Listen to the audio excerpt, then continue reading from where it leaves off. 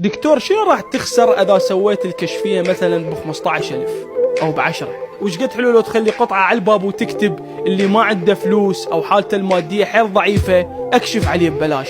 ايش قد حلوة؟ ترى انت ما قاعد تبذل جهد، مجرد بس قاعد تعاين، لا انت نجار ولا انت حداد ولا انت صباغ. والله مرة رحت الدكتور اخذ مني 40,000 بس فحصني وكتب لي دواء. الدواء رحت جبته من الصيدلية صار علي ب50,000، يعني هاي صار انا شقيت 90,000 ما عدا التحاليل، كل تحليل فوق ال50,000، واكو تحاليل اسعارهن بال200,000 خلوها ببالكم. فصفنت قلت اني هسه عندي فلوس الحمد لله، زين هذا الفقير منين يجيب؟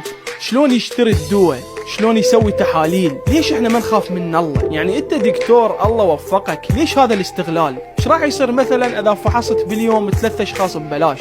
تدري ايش كبرها عند الله؟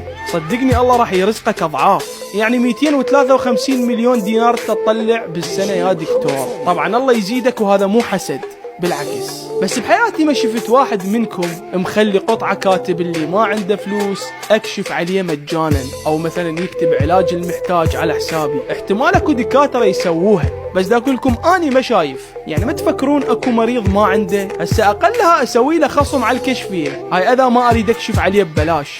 شنو هاي قلوبكم انتو؟ وهاي رسالة شكو واحد دا يشوفني عنده هموم. صدقني اكو ناس همومها اكبر من همومك. اكو ناس ما عندها فلوس تروح للدكتور، حتى لو عندها فلوس قليلة تخاف تروح للدكتور تكشف، لا يكتب لها علاج والعلاج ما عندها فلوس تشتريه. وحتى اهل الصيدليات الصيدلانيين الدكاترة ما يعطوك علاج ببلاش.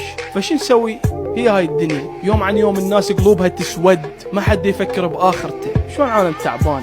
كشفيته 45. شنو يابا منو انت؟ ابن سينا؟ هو انت خلق دكتور شاقنا شق بشهادتك؟ بس شو نسوي؟ الله لا يعوز واحد على حد، هو الله الشافي والمعافي والله الرزاق.